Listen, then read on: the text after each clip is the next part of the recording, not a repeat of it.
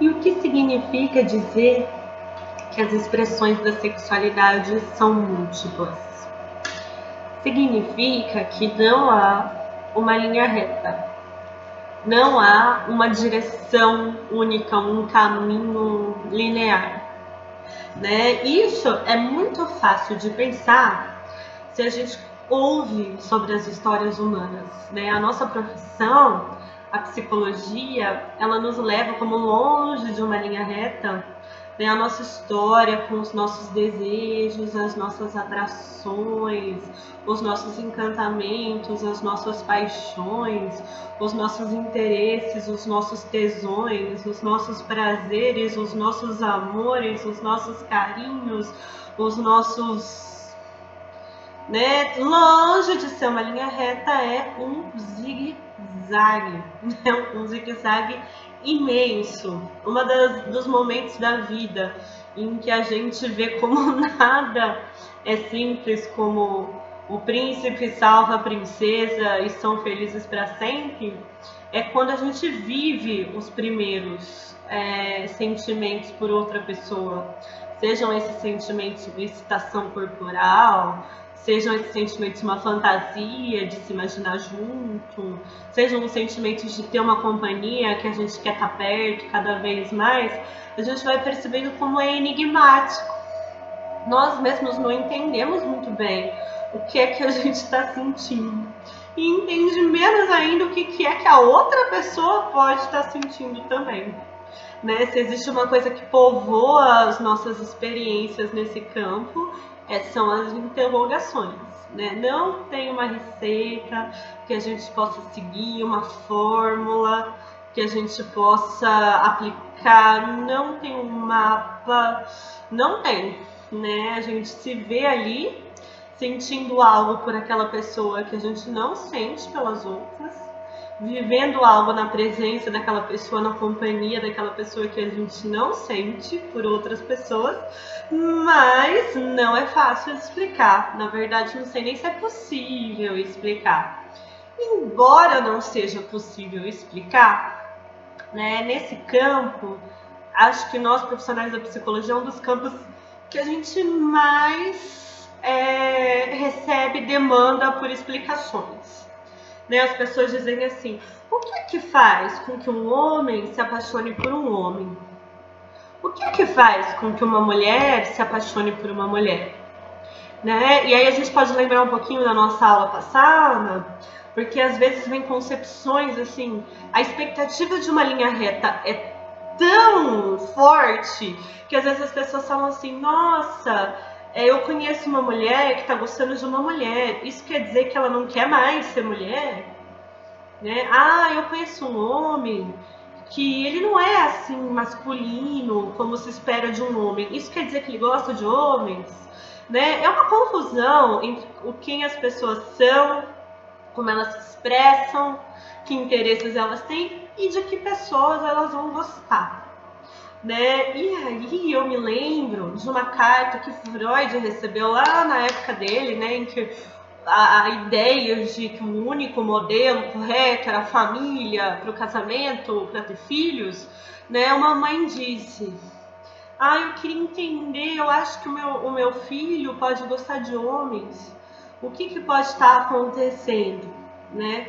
E o Freud diz assim: olha, eu não saberia explicar por que um homem gosta de homens, mas eu também não saberia explicar por que um homem gosta de mulheres. Né? Se a gente for pensar nos vínculos humanos e nos afetos humanos, não tem como explicar por que vai lá e fixa ali. Né? Porque que aquela pessoa, a gente implica com aquela pessoa e vai, nossa fantasia vai ali, nosso desejo vai ali, só que quando a gente acha que vai ser só ela, também deseja outra, e quando acha que ali tá amando para sempre, aí já não sente a mesma coisa, né? Por que os nossos sentimentos não obedecem àquilo que a gente decide que eles deveriam ser? Quem que nunca passou por uma experiência de falar assim: eu não acredito que eu tô gostando dessa pessoa, como é que eu posso estar gostando dessa pessoa? Não, eu preciso tirar isso de mim, preciso, né? Não, se eu pudesse escolher, eu não ia gostar dessa pessoa. Ou quando a gente conhece alguém super legal, que tem tudo a ver, que trata a gente... Ai, como eu queria gostar dessa pessoa. Mas não é assim, né, gente? A gente não manda, a gente não fala assim, agora eu vou gostar assim. Ah, melhor não. Agora eu não vou gostar. Né? Então, quando a gente pensa nas perguntas, né, o que que me faz gostar de alguém? O que que me faz desejar alguém? O que que faz com que estar com alguém seja prazeroso?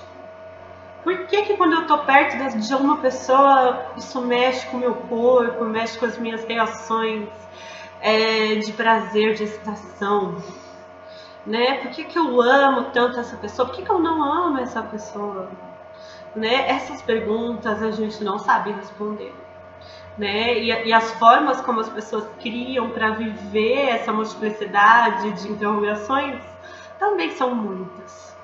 Agora acontece que na nossa cultura, por essa expectativa de uma linha reta, né, as pessoas ficam pensando assim, nossa, eu gosto de alguém, isso me torna menos mulher?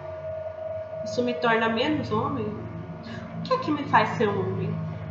O que é que me faz ser mulher? Aí mais uma vez a gente vê, não tem receita, não tem roteiro, não tem fórmula, não tem linha reta, né? São trajetórias singulares.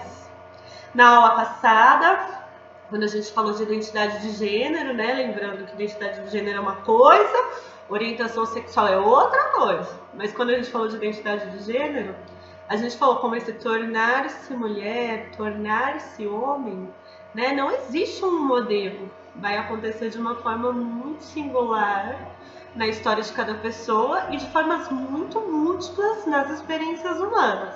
Da mesma forma, identidade de gênero, o que me torna mulher? O que me torna mulher é me sentir, me reconhecer, me identificar como mulher. O que me torna homem? Me sentir, me reconhecer, me identificar como homem.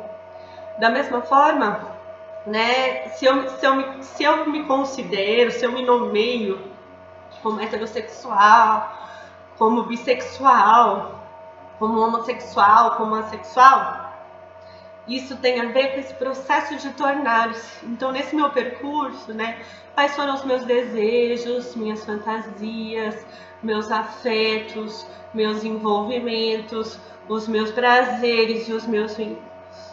Né? Não existe uma essência, uma natureza, e aí a gente vai viver de acordo com essa natureza. Não, existe um processo de tornar-se que tem muito a ver com as histórias de vida, né?